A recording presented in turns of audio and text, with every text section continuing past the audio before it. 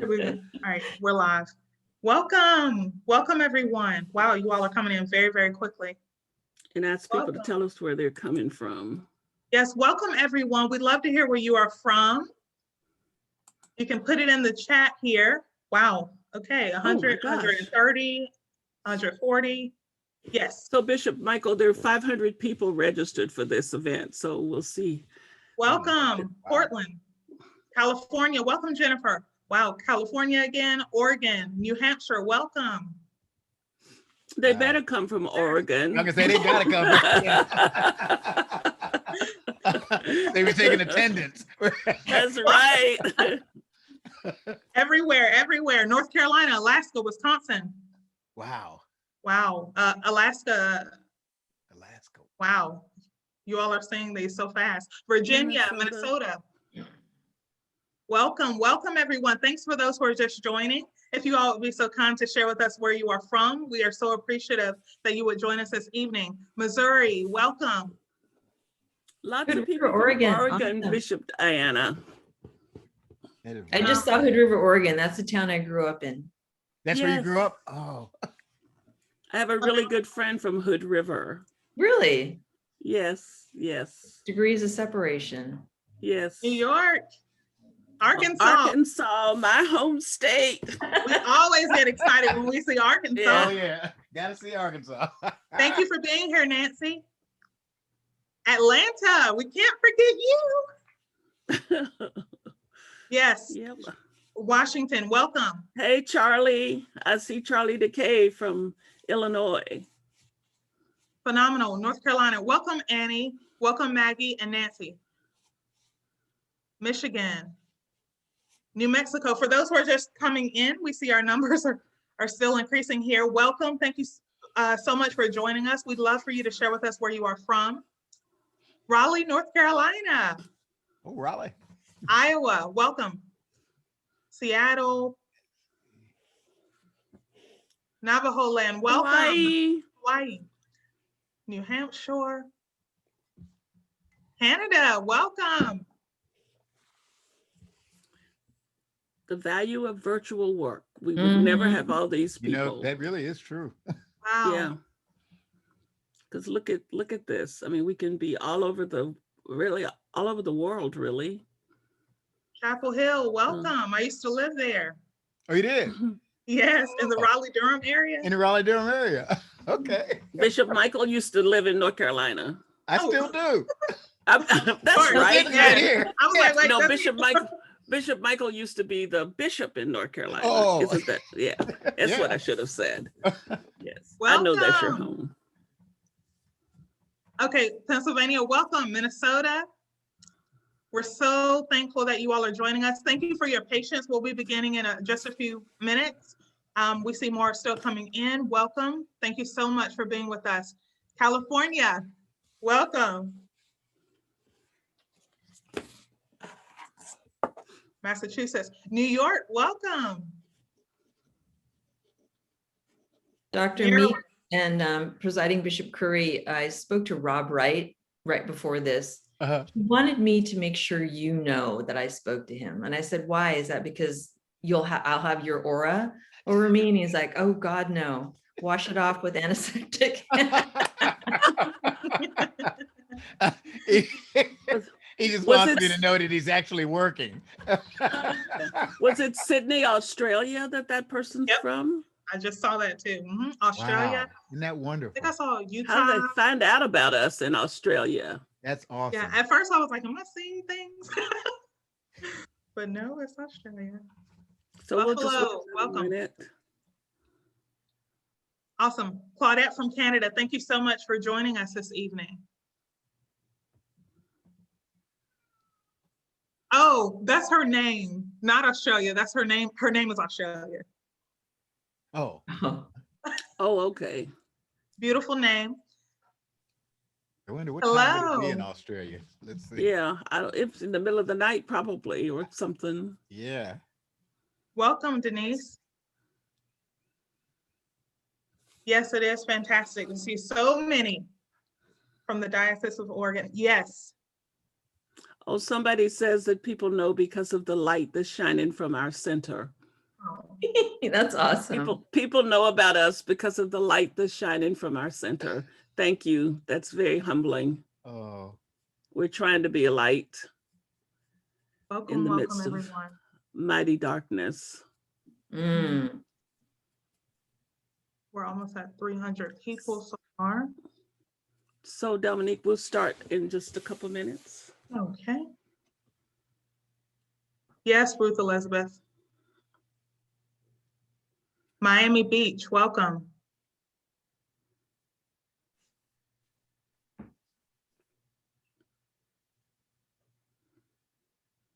I see.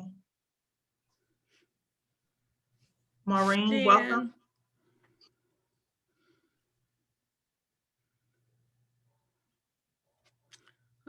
I think that it's slowing down, so let's get started.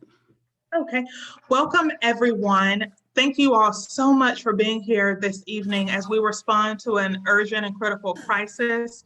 On behalf of the Absalom Jones Episcopal Center for Racial Healing, where Dr. Catherine Meeks is our executive director, we welcome you with heavy hearts, but we're so grateful that you are here this evening as we respond to the rising hatred and violence among Asian Americans. And my name is Dominique Hardy, and I'm thankful to serve as the program manager for the Center for Racial Healing. This evening, I'll be serving as the moderator and an internet technician.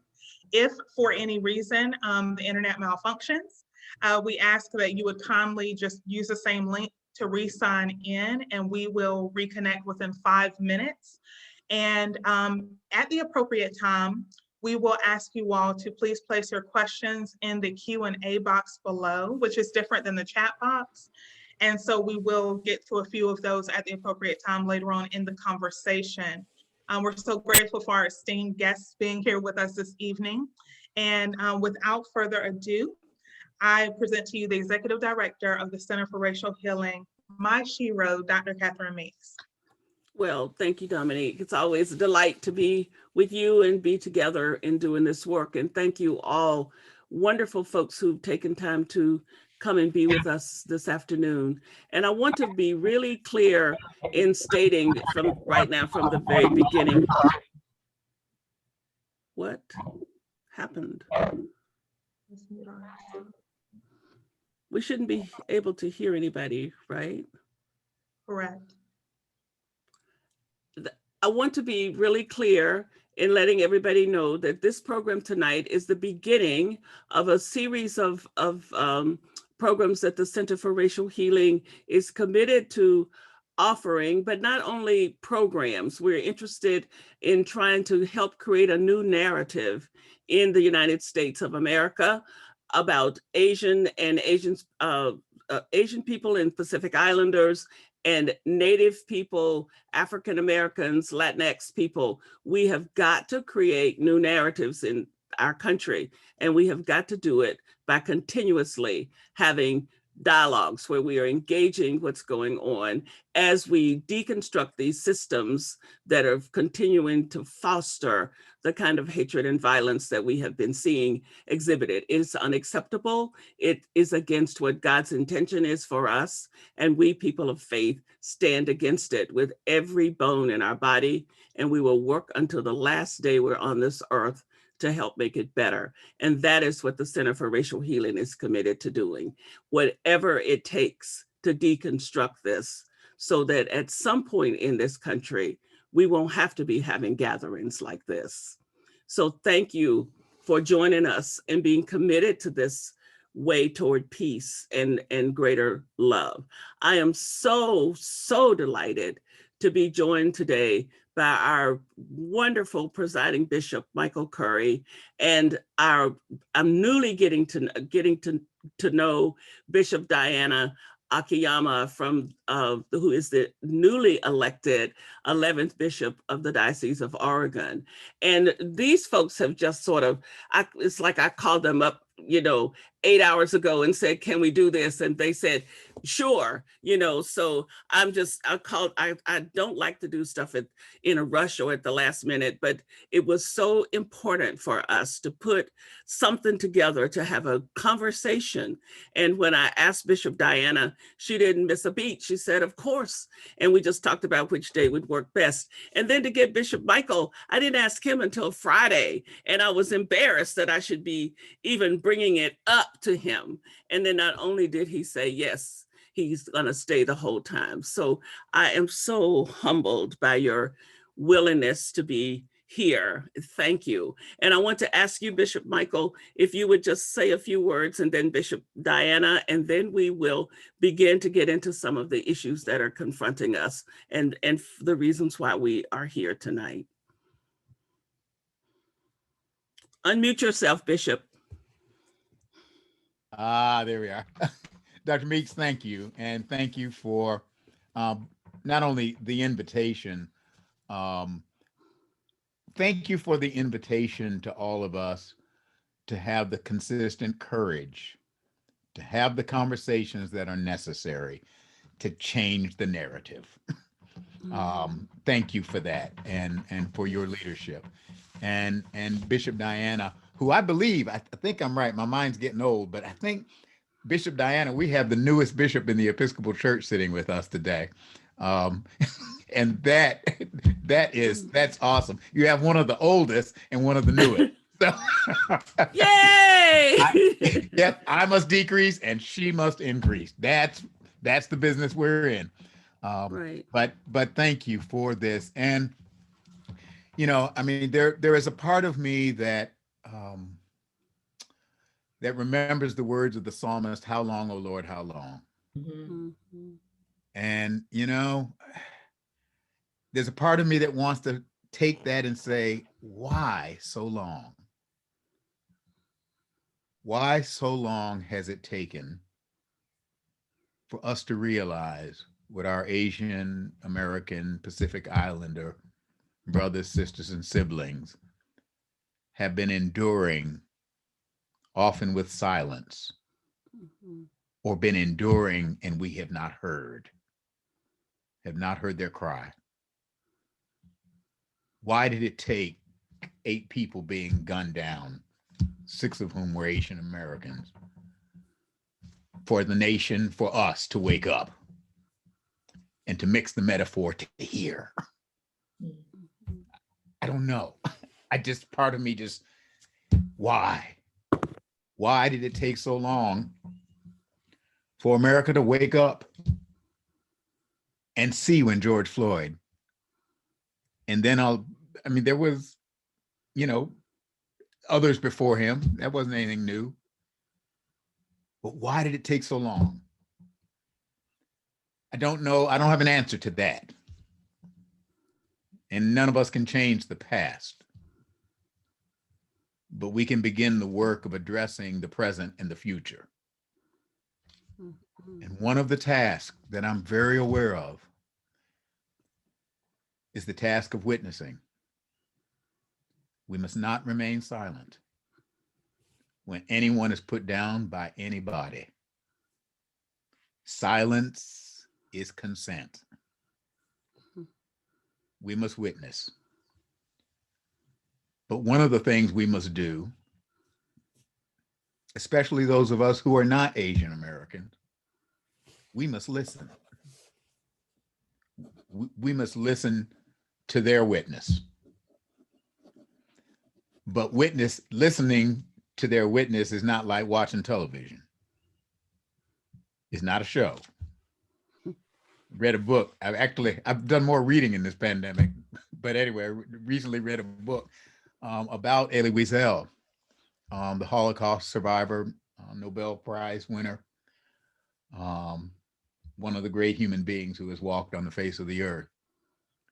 But in the book, there was an occurrence where somebody asked him about witnessing, and asked, can people who have not had his experience, bear witness to his experience? And he said this: listening to a witness makes you a witness.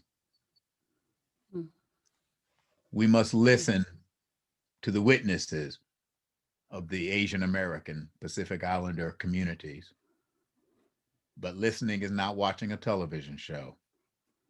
It is the beginning of our participation in their witness as well. And that's why we are here. Yes, thank you. Thank you, Bishop Michael. Thank you. Bishop Diana. Greetings, everyone from Oregon. I don't want to diss Paul Gordon Chandler. I think he's actually the newest bishop.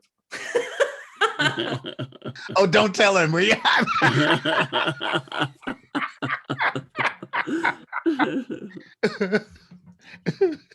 This is a troubling time, and I guess part of my concern is that we speak about what's happened as if it hasn't been happening. What is really getting everyone's attention is, number one, the media's willingness to highlight these things, to report them, to draw national and global attention to them. Violence has been occurring against Asian Americans for decades. So it's not new, but it is new. And part of this also, I think, is awakening across our country that things are changing. And the reason sometimes things are changing is because the people who benefited from the old ways are scared, and they are resorting to violence because they're scared of change. And so it's a sad commentary that the way forward, and we are moving forward, is bringing up so much fear and violence right now. And that is really what I'm hoping to speak into, because the history of alliances between African-American activists and Asian American activists is quite old.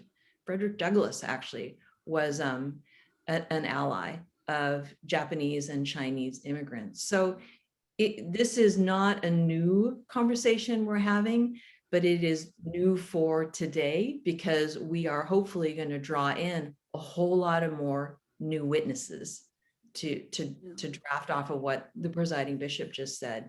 And that really is my hope, to refocus again and to help everyone enter into witnessing and having this conversation in a way that gives us hope and energy and endurance, because we're not going to solve it in this hour. We're not going to solve it at the end of this week, at the end of this year. It's a lifelong engagement.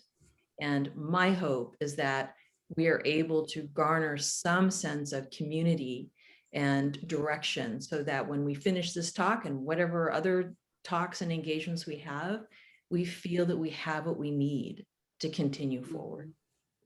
Thank you so much. And thank you, Bishop Michael, for giving us the umbrella of witness. And I'm going to declare Bishop Diana as the expert witness here, because that's the reason why you were invited for this conversation. So we're all going to listen to you for a bit as you talk to us about some of the things that we need to know, because all of us can confess some great ignorance about a lot that has happened to Asian Americans, because they've just not been on our radar screen in the ways that sometimes other groups have been. So I would want to invite you now to begin that conversation of leading us into some of the spaces we need to be paying attention to, and then we will talk about that as much as we can, and then have some chance for the audience to ask a few questions. Perhaps the easiest way to start, sadly, is with the outrage of the shootings in Atlanta. And one of the things that struck me right away, and probably most of my Asian American brothers and sisters, was the complexity of this tragedy. By complexity, I mean, it was not just about race. It was about race and gender. It was not just about race and gender. It was about warped Christianity as a commodity. It was not just about race, gender, and warped Christianity. It was about human sexuality. It was not just about race, gender, distorted Christianity, human sexuality. It's about gun violence. It's not just about race, sex, Christianity, human sexuality, gun violence. It's about racist police. I mean, all of that is wrapped up in this, which doesn't make this unique, since it is the knot of so many of these tragedies. But it's astonishing, overwhelming to think about all the issues that you can tease out and take on for the rest of your life. But as we were saying before we opened up this webinar, these issues are like a Calder mobile. You know, mobiles with the skinny lines that connect all these things that are rotating. You pull on one piece and everything moves. And so it's really impossible to have these conversations, not just across racial groups, but across these different forms of objectification, subjugation, and invisibility.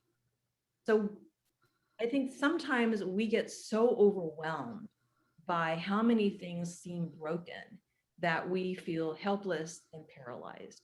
And this conversation, I really am hoping that we can understand that we can't solve everything one person at a time. What we can do is join forces together and accomplish a great deal as a collective and as a community, helping each other.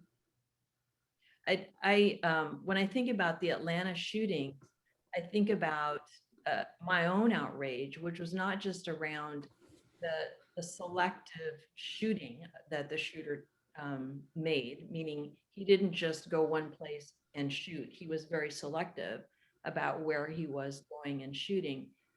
But the police officer's response, the person who was interviewed, who represented the police force and described the shooter as having a bad day.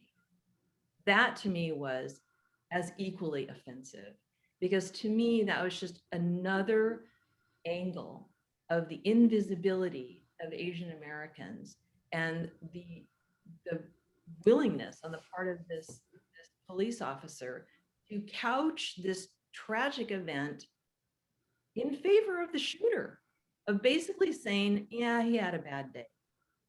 And, you know, we're no focus on the lives that were lost and the injustice of that. So we see echoes, right? We see echoes of what's been happening throughout the African American community, and the engagement with law enforcement and the lack of being able to see and truly hear who these victims are, and this propensity to defend the violent actor, this propensity to defend the white person who, for racist reasons, is assumed to have a higher sense of understanding or a perspective that is more perhaps all-encompassing and global than the class of people who are being victimized by an act of violence. Invisibility is something that I think Asian Americans know perhaps well because of the model minority myth and the ways in which that myth has been used to separate us from other racial ethnic peoples. And it's been used against other racial ethnic people as if to say, hey, they could do it. You can too, if you'll just act like them. But of course, that's not the whole story. There are many groups of Asian Americans who would not in any form or fashion imagine themselves as having model anything, are struggling like most people are struggling in this economy right now. So that myth was really fabricated to pit us against each other and to take our eye off of the beast of racism, which is a multi-headed beast. I want to tell you one story. It was when I was newly ordained at my first cure working at Stanford University, and one of my girlfriends was African American. She was a doctoral student there, and She's from the Midwest. And she said to me in one of our conversations, you know, I got off the plane in San Francisco, getting ready to start my program here. And I was so shocked. There's so many Chinese people walking around here. And we talked a little bit more. And I said, so first of all, we're not all Chinese. And, you know, sort of broke that down for her. And that began the beginning of our conversation about the experience of Asian Americans and racism, because it is so pronounced on the West Coast. You cannot travel on the West Coast without being acutely aware of the presence and oppression of Asian Americans.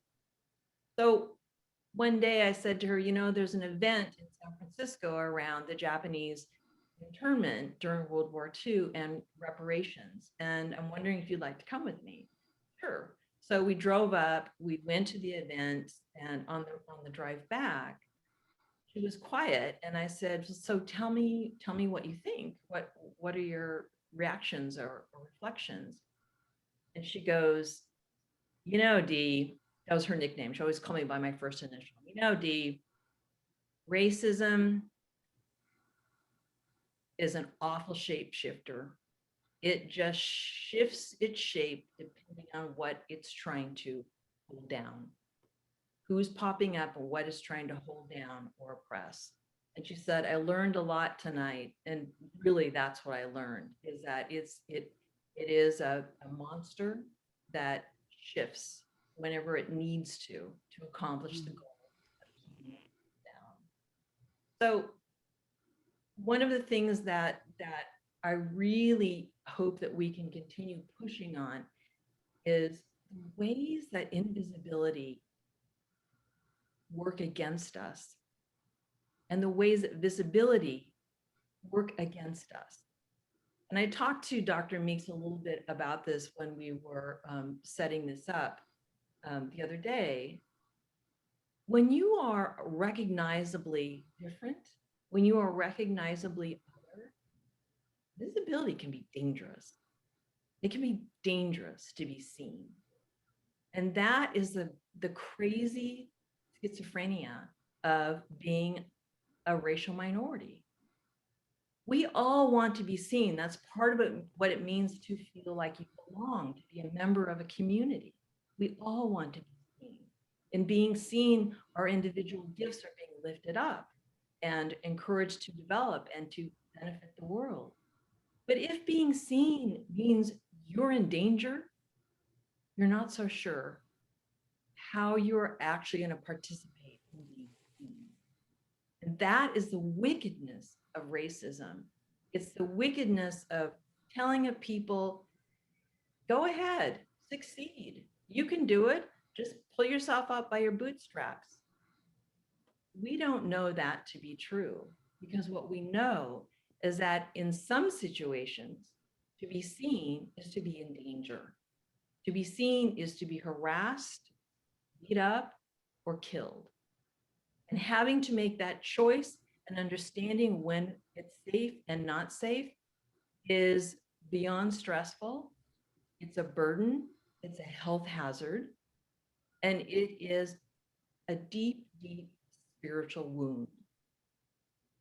Part of invisibility and visibility, that whole diametric, that whole tension, can be addressed, I believe, most effectively, no surprise here, through faith, through the church. Except that the institution of the church, much like other institutions in our country, have taken on the face of white supremacy, have taken on the face of power and dominance and control. And when it takes on that face, it's so hard to unravel that system, because it has taken hold not only in our minds and our understanding of what is normative, but it's taken hold economically.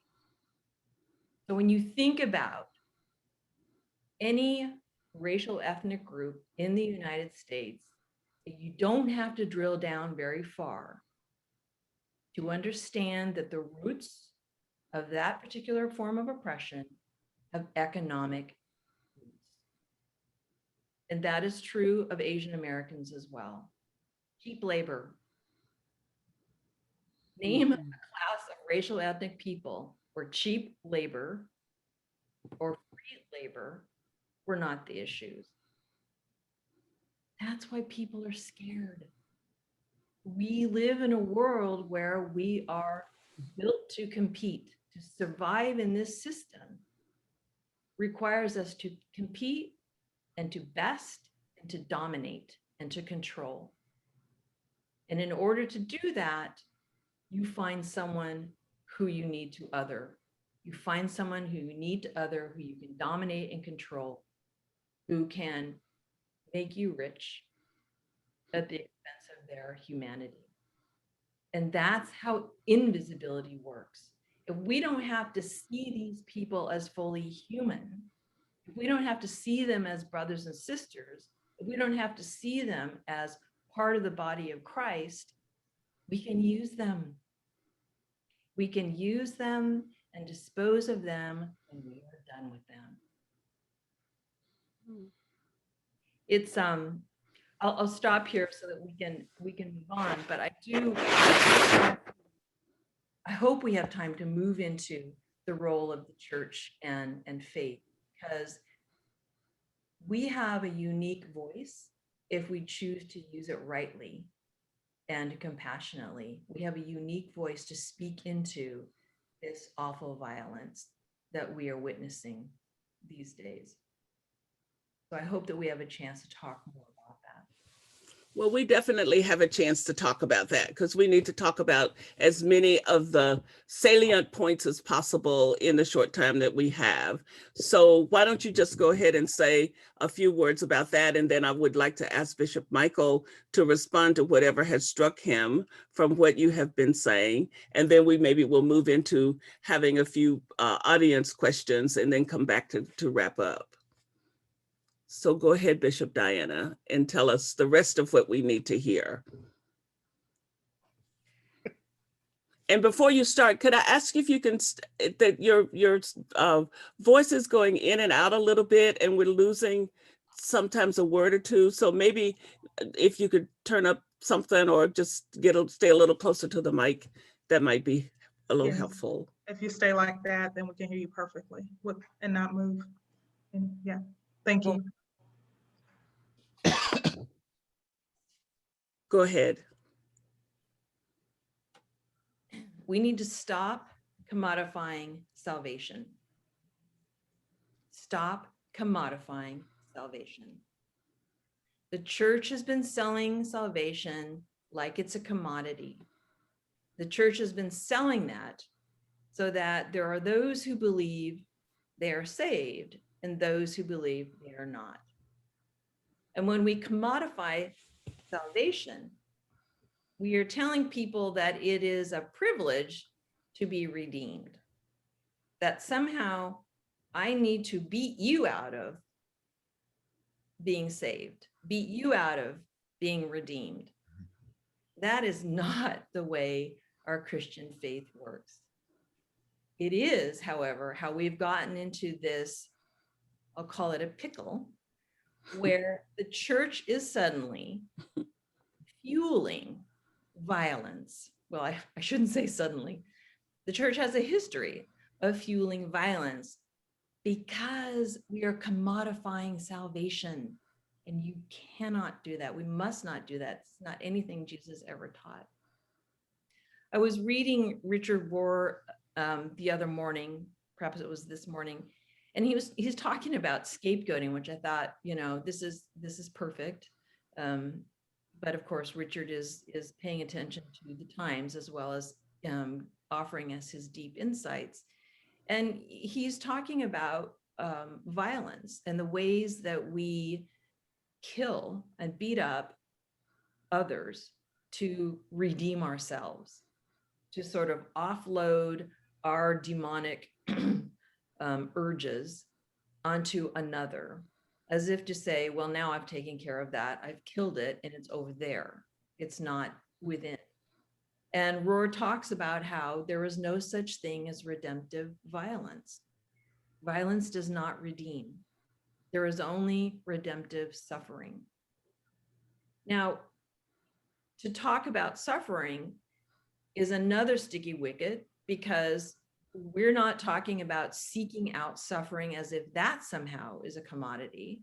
We're talking about how suffering transforms the spirit so that we become more compassionate, more loving, and more in partnership with each other as we seek ultimately union with God.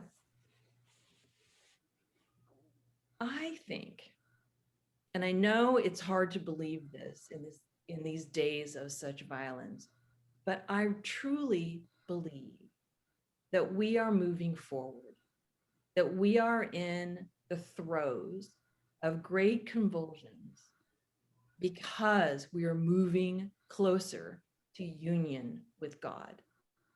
Mm. That is scary. That is scary because our system is built around separation, and violence separates us. If people of color start coming together, perhaps that's scary for those who benefited from us not coming together.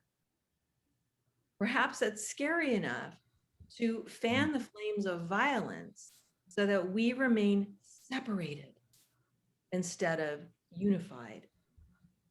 And what does it mean then if, on a theological scale, I'm saying to you, we are on the road to union with God? Doesn't mean everyone is happy, clappy, loving.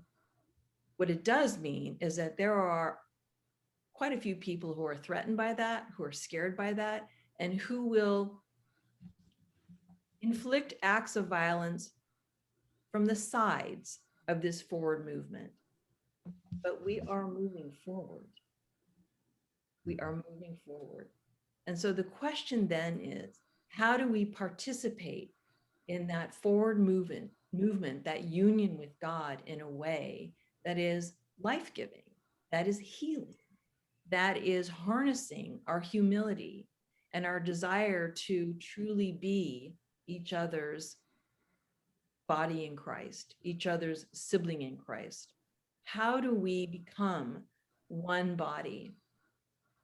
We can't do it by violence. We do it by understanding how our suffering has made us what God desires of us. Loving, fully aware of our need for each other, open to apologizing, open to confession, and courageous enough to ask for forgiveness. Some of the most powerful experiences that I've had in my journey have been around reconciliation and forgiveness. We don't like apologizing. We don't like asking for forgiveness. Our culture is all about being right. Our culture is all about sharing facts and figures. What is the last time you've had a searching conversation with someone about an act of injustice, or even just about a hurt, and wondering about it together as opposed to trying to solve it? Our culture is so much around, here's a problem, here's a solution. Here's my problem, how did you fix it? We want so much to have things be tangible, instead of sitting together and wondering, what would it be like if we sat together and wondered about what it is that we're being called into in this moment in our history because of our faith in Jesus Christ? What would it be like to wonder about that? To not point fingers at each other, to not blame, but to simply wonder with open hearts, how might we confess together? How might we forgive together? What does that reconciliation point us toward? And what then do we do together to move to the next place? And all this is, you can recognize what I'm saying. It's about community. It's about redemptive community, which is very different, I think, than trying to simply pass new laws to reorganize things, which isn't to say laws aren't important, but it is to say that as a person of faith, the kind of change that I see us moving toward is a paradigm change, that we are moving toward understanding what it means to live into the promise of eternal life through Jesus Christ that is here today. It's not a promise for don't worry about the day when you leave this earthly domain. It's about right here, right now. All the life and love that swirls around us that we ignore, that we turn away, that we turn off, we refuse to engage because it requires that we be vulnerable. It requires that we be humble. It requires that we allow each other to change us, that we are not a finished product. We will not be a finished product when we leave this earth. I personally have chosen my faith in Jesus Christ as the world I swim in and the world that is going to change me, that is going to affect how it is that I wake up in the morning and reflect on what is in front of me in terms of my relationships and the work I'm being called to do. There is a lot of conversation now in the world of quantum physics that is aligning with how I am understanding the call of Jesus Christ and the call into this union with God. And not to get all nerdy on people, but I find it very heartening that that a facet of science is aligning with faith and theology to affirm the fact that we are moving. We are moving not just spiritually, but we are moving as particles toward a union that is transformative, toward a union that is a greater reality than we can possibly imagine. And we're moving there now, but it's scary. It's scary. And honestly, again, you're not going to be surprised. I think the church is such an important partner in helping us understand how to live through our fears, how to allow love to transform that fear, how to be compassionate, how to reject indifference, how to be caring people, and how to recognize the demons within so that we can be more honest and human about the healing we're seeking. One of the things that Richard Rohr talks about in his discussion about sacrifice and scapegoats is the fact that we as humans always think that the evil is outside of us. We prefer to think that it's over there. It is you, it is him, it is them, but it's not me. I'm good. I just need everything else that bothers me to go away. The evil is within. The demon is within. And until we can face that, we are always going to be in this cycle of violence because it's a false assumption that the evil is out there. It is also within. So we have work to do. We have interior work to do. We have exterior work to do. We have work to do with each other as siblings in Christ, because we don't want, not one of us has all the answers. Mm-hmm. We need each other, and we need to be able to say to each other, I'm sorry, I don't know, teach me. I want to be loved. I want you to love me. How can we get there together? How can we work together to not simply point fingers at each other or have people lined up as if there are good guys and bad guys? You know, a couple days after the Atlanta shootings, I was out walking in this neighborhood, and I probably had my AirPods on and listening to my music. And then I noticed some white folks were walking toward me on the sidewalk, and they're like, and I took my AirPods out and they're like, hi. And I was like, oh, hi. And then a little bit later, there was a white woman across the street who was like yelling at me, hi, hi. And I was like, hi.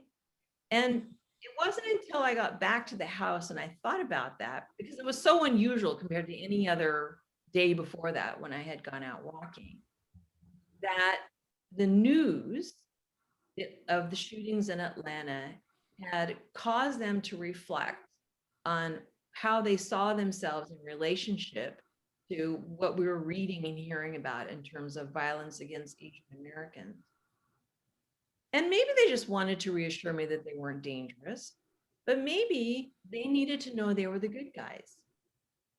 Maybe that was an effort to make sure I knew that they were the good guys. The bad guys are over there. And that's where we get caught up, because we just don't get to paint ourselves that way.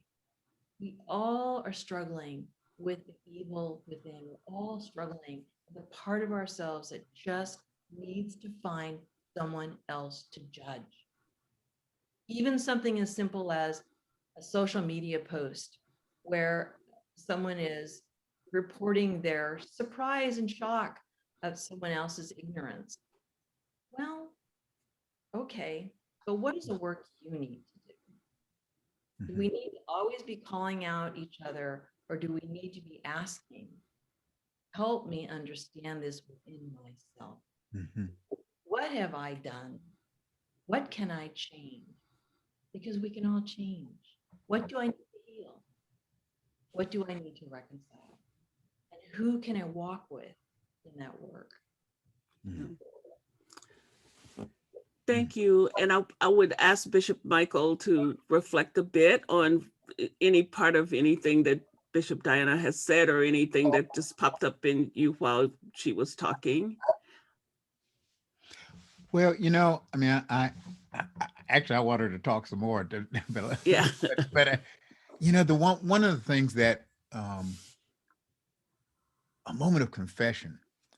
One day last week at some point, on one of the news, I was watching news, and it probably was CNN, but I don't know. It was news. And it was one of the scenes that was shown was an older Asian man. I can't remember what city. I want to say New York, but I'm not absolutely sure of that. And he was being beaten up by an obviously younger man. And when I looked, there was one camera angle, and I said, is he Black? And it was a young African-American, a young Black guy who had beaten this man up, and then he ran back across the street. And there was a part of me that said, oh, sweet Jesus, we're doing this too? What? And then there was another part of me that said, Michael Curry, why are you surprised? I mean, why are you surprised? The Bible says all have sinned, all fall short of the glory of God. And sin is an equal opportunity employer. Ain't nobody getting out of it. And yet it also reminded me of the dangerous dynamic of what Bishop Diana was talking about earlier, with her friend called the monster. Was the monster? Wait, what was it? We can't hear you. Shapeshifter. The shapeshifter, that's it. Yeah, the shapeshifter. That it just mutates and comes in different forms and shapes and adapts. It is a mutation. This thing is a cancer. It is a cancer. And it will mutate. It's like a virus that will change and reconfigure to adapt to do its destruction. I mean, that is the shapeshift. I mean, that is a powerful reality, that for a young Black man, whatever his story, and I don't know his story, to have internalized that. What did some old Asian man do to him? You see what I mean? He didn't even know the man, and he didn't rob him. I mean, what was the point of that? I mean, there was, I mean, not that it would be better if he had robbed him, but I mean, the point is, it was just mindless violence. But that's the reality of the dynamic of this kind of stuff, that it gets internalized in weird ways. And that's why we all standing in need of prayer. Yes. And I was just struck. I just thought that was an incredible insight from you, Bishop, and your friend. that is true. The other thing that I heard you saying that strikes me goes back to that biblical passage in Ephesians. We wrestle not against flesh and blood, but against powers and principalities, wickedness in high places. That this work is not just intellectual or physical, grit your teeth. It is that. It requires that. We got to change some laws. We got to, you got to do that. But there's interior work and there is spirit work that must be done. That if the spirit is not changed, you can pass all the laws you want and it won't matter. It is not an accident in the book of Revelation, in the first those 7 letters to the churches, that the spirit doesn't speak to the church. It doesn't speak to the vestry. It doesn't speak to the clergy or of the 7 churches. It speaks to the angels. Walter Wink taught us years ago that the angels is the Bible's way of talking about the spiritual interior reality of the church, which is what controls it. That's true of individual human beings, and it's true of social realities. And you just named earlier that's powerful, that it is that the spirit must be addressed.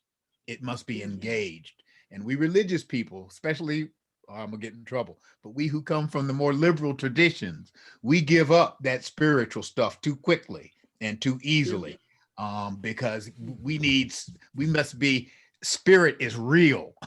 And I don't want to go too far. I'm not trying to get political. That's not my point. But we have seen what happens when a demonic spirit is let loose in a culture, to the point that the capital of the United States was assaulted, not by foreign antagonists or terrorists, but by homegrown Americans, some of whom were carrying flags with crosses on top of it. Talking about Jesus 2020, Trump 2020, and Jesus 2020. That is not just intellectual stuff.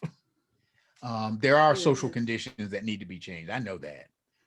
But the reality is, and what you helped me to really see, is we must do our spirit work ourselves. Michael Curry must do it, but we must do it together. And we must help this society and culture do that work and let the superficial stuff go. Yes, Bishop. And so for those folks who have put in questions, let me just say, we don't have time for questions. We're going to take all the questions. We will collect these questions, and we will promise to host sometime in April or early May a town hall meeting, and these questions will be a part. We will make sure that these questions don't get lost. So we will send you information. You stay in touch with us. You will know when it's going to happen, so you can come back. Because as I told you in the beginning, this is the beginning, and nobody would expect us to get too far down the road with this big topic in 1 hour. So, but what I want to do for the last minutes we've got here is to ask both you, Bishop Michael and Bishop Diana, to talk about how can we allow the spirit into these structures inside of our own faith communities that we have just staked down with concrete and decided this is the way everything's got to go, and it's all about our heads rather than our hearts and heads. So how do we get our heart back in the game? If it's about the spirit, why do we spend so much time messing around in our heads? And we do it with the blessings of the church, you know, and not just the Episcopal Church, but all churches do this, or many churches, I should say. So what is just in your thinking, what is a step forward? How can we take a step forward at the end of this meeting that just changes that a little bit, pushes us a little bit more toward, can we get our head and heart to get together? So if you all can just spend the last 4 or 5 minutes that we've got to talk, maybe you can't say much, I know, but you can say something. I would say when you go to church on Sunday, listen differently to that gospel reading. You know, I've gotten a lot of criticism. I've barely been a bishop 2 months, and I've got a lot of criticism for speaking out about white supremacy and racism. Why is that bishop so overly focused on that issue? Well, because we have not followed the gospel. So now we have to be more blunt. If we'd actually been following the gospel, we would not be having this conversation. And I think part of what we do in the church is we default to the head, to use your word, Dr. Meeks, because it's safe. If we go to the spirit, we have to be vulnerable, and we have to really take that confession seriously. We have to open ourselves to each other, and we have to be courageous about making mistakes and being wrong and apologizing and, you know, mending relationships. I mean, I don't think that these awful, massive acts of violence come out of nowhere.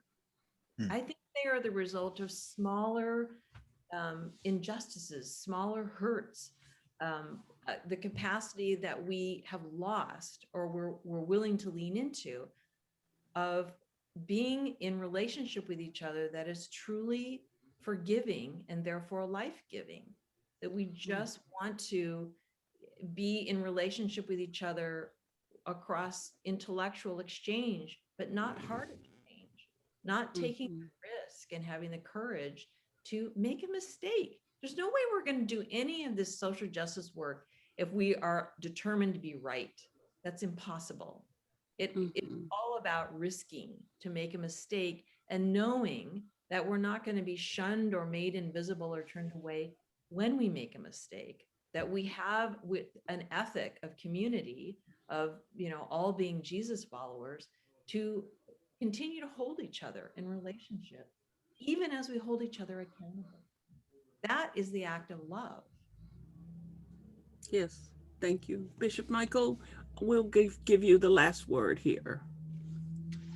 I just want to echo what Bishop Diana just said. And just another way to say it is, the church has had an interesting habit of avoiding Jesus like the plague. And it's done it historically. I mean, I don't have enough time to go into it, but it has done it historically. And we individuals have had a habit of doing that. If you want to read The Grand Inquisitor by Dostoevsky, classic example of the church doing that. But I really do believe that Bishop Diana actually is right. And that one way to say it is, we who are the church and we who profess to be Christians have to open our heart for real. And that means being vulnerable to Jesus, the Jesus of the Gospels, not just the abstract idea the Jesus of the Sermon on the Mount. Blessed are the pure, the merciful, those who seek justice, the peacemakers. Do unto others as you'd have them do. Love your enemies. That Jesus of the gospel, to open myself to him in his way, and to let his light shine in me, even when it hurts, touches my weak spots. That's how I change. And and I'm afraid to change. Mm. I'm 68 years old. I like things the way they are. As much as I'm into social change, don't change my immediate world too much. Mm-hmm. Mm-hmm. But open up to that Jesus and his real way, not the fictitious one. And then the church itself will find its soul and will not be complicit with white supremacy or anybody's supremacy over anybody else. Anytime that only God is supreme and none of us are. A friend of mine said, Jesus is Lord and none of us are. Thanks be to God. Yes. Bishop Diana and Bishop Michael, thank you. And all of you who've joined us and all of you who will be hearing from us as time goes along. I want everybody to understand that this conversation is just getting started.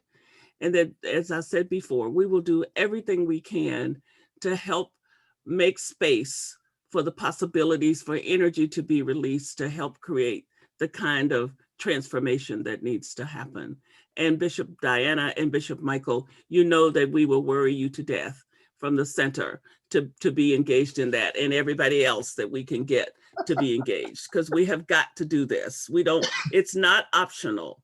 We have got to do this, and we have got to really turn a lot of corners and listen in a different way. I cannot begin to tell you how much I appreciate your presence, your vulnerabilities, your honesty, and your support of this work and this way of that the center is trying to be by your showing up, Bishop Michael and now Bishop Diana, for these times. And we've got to tell the truth, even though people will be mad and some people will go away. Many people will be so glad to say amen, and that somebody finally said what their heart's been looking for. So we hold you in our hearts and we ask you to be safe, take care of yourselves, get yourselves vaccinated. So that's one small thing you can do. And then work on making sure that you face the demons inside of yourself before you start sharing them with other people and blaming them for being who you are. Good night and many blessings.